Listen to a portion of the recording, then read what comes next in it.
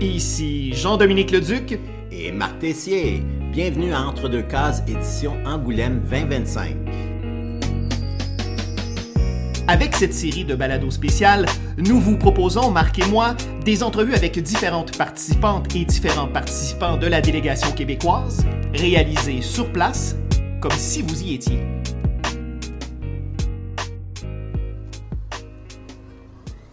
Salut Caton. Allô. Ça bulle? Ça bulle beaucoup. Ça bulle bien. Alors, on est à l'extérieur. Il fait un temps splendide sur Angoulême avec un soleil radieux. On se croirait en pleine science-fiction. Donc, ça fait du bien quand même de profiter du soleil. Alors, dis-moi, comment s'est passé ton festival? Ça s'est très bien passé. La dernière fois que j'étais ici, c'était en 2020, juste avant la COVID. Puis là, je me rends compte qu'en fait, depuis 5 ans, j'ai sorti beaucoup de livres. Là. Fait que, oui. Oui. Fait que je sais pas, ça fait que j'ai eu plus de conversations, j'ai vu beaucoup de monde en fin de semaine. C'était vraiment le fun. C'était très inspirant. Dirais-tu qu'il y avait un certain rattrapage au niveau du lectorat? Justement parce que, bon, oui, il y a Salade de fruits, ton plus récent livre. Il y a également, et là, je peux pas ne pas t'en parler, mais Mimose et Sam. Oui! Ta superbe série jeunesse. D'ailleurs, il y a un jeu de société. Oui. Oui, il est sorti. J'ai un peu mal fait la publicité de ce jeu-là, mais oui, c'est sorti en automne passé, en même temps au Québec et en France. Puis j'ai joué, c'est vraiment le fun. J'ai fait le visuel, c'est pas moi qui a conçu le jeu, mais quand j'y ai joué, vraiment, je suis pas tant jeu de société dans la vie, mais ça, c'était vraiment le fun. Mais là, t'as un jeu de société oui, pour une de tes créations. C'est quand même quelque cool. chose, là. Oui, je suis très chanceuse. Alors, à quand le jeu Scooby-Doo? Ah, bientôt, j'espère. Si j'aimerais ça le concevoir de A à Z, ça serait merveilleux. Ça serait sûrement comme une genre de chasse au trésor qui mène à rien. Ça serait quelque chose comme ça. Un peu à la... Ouais, les frères Cohen, je sais pas si tu as vu le film Burn After Reading. Non, j'ai pas vu. Ah, c'est formidable. C'est un peu le même principe que de Big Lebowski, c'est-à-dire on te montre une enquête en épingle, puis finalement, au bout du film, t'as aucune réponse à rien. J'adore. OK? Mais tu préfères gagner des enveloppes de poutine en poudre, de sa oui. poutine en poudre, tu sais. C'est très populaire en France. Oui, Hein? ou des bonbons, comme dans le livre, des bonbons ketchup, ce genre de choses qu'on ne veut pas vraiment avoir. Alors, dis-moi, donc, en 2020, c'était pas ta première visite à Angoulême? Est-ce que c'était ta première? Oui, oui, d'accord. C'était pas ma première visite en France, mais c'était ma première visite à Angoulême. J'avais... avec moi, je pense que c'est ça. J'avais les cousines vampires, je devais avoir les ananas de la colère, qui étaient relativement récents. Donc, c'est ça. C'était vraiment le fun, oui. D'ailleurs, petite parenthèse, est-ce que l'adaptation avance? Oui, en fait, c'est ça. Il y a eu une genre de petite pause dans notre processus parce que le producteur, c'était Juste pour rire. Puis là, Juste pour rire, ça l'a fait faillite. Ah, mon Dieu, t'as été touché par ça, ouais. Oui, bien, tu sais, pas très gravement, là, comparé à beaucoup d'autres mondes. Fait que là, on a fait des démarches pour trouver un autre producteur. Puis là, on est en train de signer avec d'autres personnes pour pouvoir recommencer le travail. J'ai vraiment hâte de recommencer parce qu'on était rendu... Moi, j'écris pas la série, mais ce que j'ai décidé de faire, c'est être plutôt comme consultante, être là pendant les brainstorms, puis après ça, c'est quelqu'un d'autre qui va aller écrire la série. Fait que moi, je trouve que j'ai juste la partie de la job vraiment le fun, où est-ce que je lance des idées, les gens disent des idées, je suis comme « Non, c'est pas bon! » Je suis pas comme ça, mais... Oui, ça m'aurait étonné. Oui. Ouais. Mais c'est ça, j'ai vraiment eu beaucoup de fun, là, juste à commencer le processus, fait que j'ai hâte de recommencer. Et c'est un monde très, très différent, la production télévisuelle. Oui. Je viens de ce monde-là. Oui, c'est pour ça, en fait, que je voulais pas nécessairement écrire la série. C'est que, bien, pour moi, premièrement, j'ai l'impression que mon livre est écrit, il est sorti, c'est fait, le travail est fini. Puis là, si quelqu'un d'autre veut l'amener ailleurs, comme il va falloir trouver d'autres matériels parce qu'on veut faire à peu près 6 ou 8 fois 1 heure. Puis mon livre, quand même! Oui, c'est ça, c'est beaucoup. Oui. Donc, il faut rajouter quand même de la chair autour de l'os pour, tu sais, on veut que ça soit vraiment une vraie enquête avec qui tourne, qui retourne. Fait que, c'est ça, je me disais qu'écrire pour la télé, comme même si je suis scénariste de bande dessinée, ça me semble tellement être un autre métier que ça me tente pas que la courbe d'apprentissage soit comme extra à pic, que je doive comme laisser tomber mes autres projets pendant ce temps-là. Tu sais, mon métier, c'est vraiment plus faire de la BD, fait que j'aime plus me tenir comme dans les gradins et regarder ça aller. Oui, parce qu'en audiovisuel, chaque décision a un coût. Oui, absolument. Alors qu'en bande dessinée, tu dessines, ou en tout cas tu scénarises, tu construis ton album dans la mesure de tes envies. Oui, puis je me rends compte que j'aime beaucoup la partie de la bande dessinée où est-ce que... Pardon. Où est-ce que personne me dit vraiment quoi faire. Surtout comme en adulte, je peux vraiment faire ce qui me tente, puis j'ai pas à répondre à personne. Donc ça, on dirait que je veux garder ça. C'est vraiment un trésor de pouvoir travailler de même. Puis je pense qu'en télé, ça serait pas comme ça. Non, effectivement. Il y a beaucoup de monde. C'est une chaîne. Hein? Ben, le livre est une chaîne, mais quand même, au niveau de l'audiovisuel, c'est beaucoup, beaucoup, beaucoup de gens. Ben oui. Et ça en revient toujours à une question budgétaire au final. Ben oui, puis aussi, je veux me faire surprendre par qu'est-ce que d'autres personnes auraient comme idée pour bâtir autour de mon livre. Fait que ça aussi, c'est un grand plaisir. Tu as publié au printemps dernier, Salade de fruits, ton plus récent album aux éditions Pow Pow. Il y a certains des strips là-dedans qui ont été au préalable publiés sur tes plateformes Instagram et Facebook. D'ailleurs, j'en ai vu, tu en as fait par rapport au Festival d'Angoulême. Là. J'étais très, très curieux de voir si tu allais en produire. Tu en as produit. Le rapport des lecteurs, il est comment? Parce qu'il y a des gens qui te découvrent, j'imagine, d'abord à travers ces plateformes-là.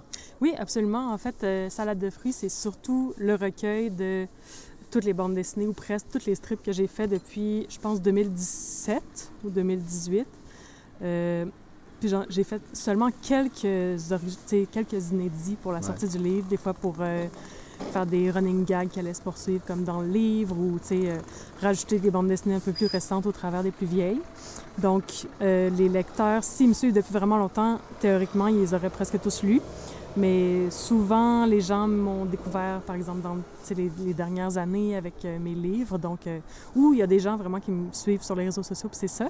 Mais je sens que c'est rare vraiment que quelqu'un qui lit ce livre-là qui est comme « Ah, j'avais vraiment déjà tout lu ».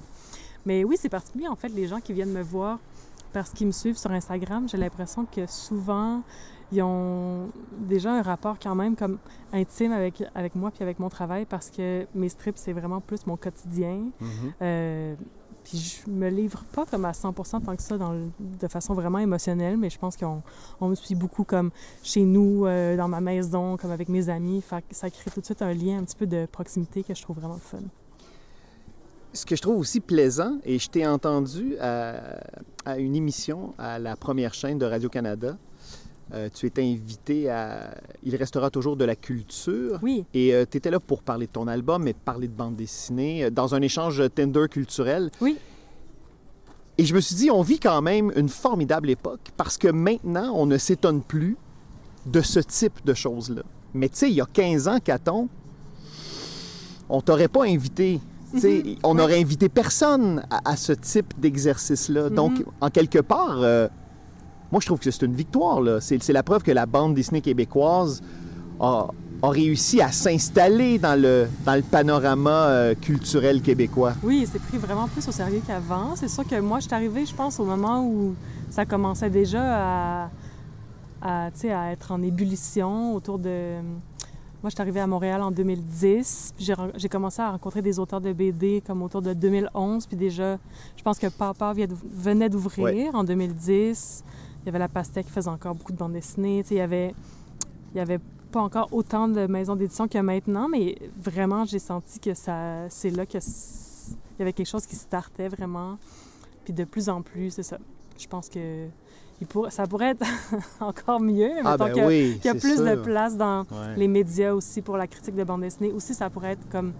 Je pense que les gens pourraient encore développer leur connaissance, les gens qui travaillent en médias, sur devenir plus des experts en bande dessinée pour poser comme des bonnes questions aussi. D'ailleurs, ça, c'est étonnant. Hein? Souvent, des chroniqueurs, des chroniqueuses culturelles qui couvrent l'art contemporain, qui couvrent la danse, le cinéma, le théâtre, ils ont un vocabulaire. Et quand ils arrivent pour parler de bande dessinée, on les sent toujours très, très instables. Et moi, c'est quelque chose qui m'étonne, comme si parler de bande dessinée, il fallait être un spécialiste ou une spécialiste. Bien, pas plus que pour un autre médium, non? Mais j'avoue que quand je croise des gens qui sont vraiment spécialistes puis qui posent des questions, ça paraît, par exemple. Comme quand je suis arrivée, je veux dire, j'ai eu des bonnes entrevues au Québec, là, c'est certain, puis j'ai eu vraiment des bonnes conversations, mais ça m'a fait vraiment plaisir quand je suis arrivée ici, puis j'ai fait une entrevue sur scène Ouais. à l'intérieur du festival. Puis on a eu une pré-entrevue avec une animatrice comme Wow. sur Zoom avant d'y aller. OK. Puis les questions qu'elle posait, vraiment, j'étais comme « Oh, je me sens vraiment vue dans qu'est-ce que j'ai fait. » Parce que des fois, c'est comme dans les... Pas nécessairement aux gens à qui j'ai parlé directement pour faire des entrevues, mais dans des critiques, des fois, de bande dessinée que j'ai lues sur mes livres. C'est comme « Ah oui, Scooby-Doo, un bon livre pour enfants. » Je suis comme « Mais c'est pas du tout ça. » Ben non, C'est ben très non. déprimant. Ouais. Fait que des fois, je sais pas, ça dépend des gens aussi, des fois, mais ça passe un peu... c'est décevant quand ça passe un petit peu par-dessus qu'est-ce que j'ai essayé de faire. Bon, ben Marc, on va annuler la question suivante. Là. Ma question, c'était Caton, pourquoi la BD? Et Non, si mais- tu devais te définir par un personnage franco-belge, ce serait lequel? On les enlève, ces questions-là? Ouais, ouais, ouais. OK, excellent. Mais c'est intéressant parce que, tu sais, ça dénote qu'au Québec, souvent, n'importe qui pense qu'ils peuvent parler de bande dessinée parce que c'est de la bande dessinée. Puis ça donne des entrevues, comme tu as entendu, des questions idiotes, que les gens, on dirait qu'ils ne saisissent pas la subtilité, l'art, le travail des gens qui font de la bande dessinée. Fait que c'est quand je t'entends, je dis, oh mon Dieu, j'ai hâte qu'un jour, ça, je dis que les universitaires sortent de la noirceur puis qu'ils viennent écrire, puis parce que plus qu'on en parle intelligemment, plus que les gens vont apprécier, plus On qu'on prend va ça au respecter le travail des auteurs au Québec, qui est extraordinaire. Ben oui. Puis c'est ça, je pense que les gens sont des fois confus aussi par... Je comprends que le style avec lequel je dessine, ça fait un peu... Ça peut faire un peu jeunesse, comme c'est mignon. Fait que les gens voient ça, puis tout de suite, ils sont comme, c'est pour enfants, même si ça fait 150 pages. Ben oui, c'est un mais piège. justement, il y a le décalage Ben oui. entre l'aspect graphique C'est ça. et le fond. Et c'est là que c'est délicieux, en Oui. fait. C'est dans cette espèce de décalage-là, justement. Ben oui, puis après ça, honnêtement, les enfants les lisent aussi. Là, les Scooby-Doo, il y a des enfants qui m'ont envoyé des photos de Scooby-Doo en papier mâché qu'ils ont fabriqué, puis ils parlent Ben non. de soupières puis de bingo à leurs parents. Puis je suis comme, j'ai créé des petits monstres. Ben, en fait, non, mais ton œuvre t'a dépassé. C'est ça qui est Oui, fou. j'adore ça. J'aime T'sais, ça quand les ouais. enfants livrent mes livres jeunesse. C'est juste que... mes livres pour adultes, c'est juste que je veux pas que les gens qui analysent mes livres pensent que c'est juste pour eux. Ben, en fait, les gens, s'ils ont analysé ça dans tes livres, Oui. ils ont vraiment pas compris ce Oui, qu'ils ils ont ont lu en là. diagonale. Oh, d'une grosse diagonale. Vraiment très, très prononcée. Oui. Donc, deuxième visite à Angoulême. Je serais curieux de t'entendre.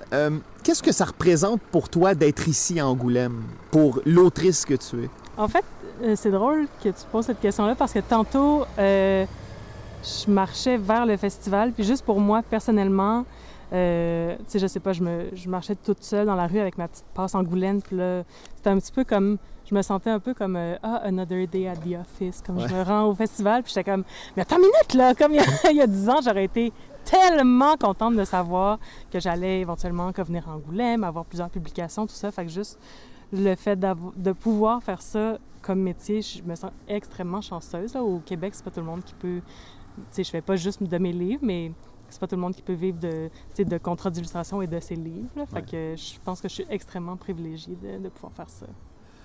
Alors là, tu t'apprêtes à aller faire ta dernière séance de dédicace à la toute fin du festival. On est à la dernière journée. Qu'est-ce qu'on te souhaite? Ben éventuellement du repos tout de suite après. Oui. Mais On peut très bien comprendre, ouais. oui, absolument. Aussi, on peut me souhaiter qu'il me reste de l'argent après avoir acheté toutes les choses que je voudrais au festival. Ouais. Mais sinon, si j'ai encore quelques personnes qui veulent venir parler avec moi au kiosque, je vais être heureuse. Là. C'est ça ça va être en masse pour moi. Caton, c'est un plaisir renouvelé de te parler. Merci beaucoup. Bravo pour ton travail jeunesse. Merci. Oh là là, qu'on bulle, on bulle. On bulle un peu trop. Là, c'est le temps de chanter le thème de Scooby-Doo. Scooby-Doo. Je connais pas ça, moi. Marc, C'est pas ta culture, je lisais Racine à 4 ans. Ouais. Hey, merci, Caton. Merci beaucoup. Indicatif sonore, Xavier Pinchot. Pour suivre notre couverture du Festival Angoulême édition 2025, rendez-vous au jean-dominique-leduc.ca/tribune au pluriel, /catégorie au pluriel, /Angoulême-2025. Certes, c'est long, mais ça vaut le coup.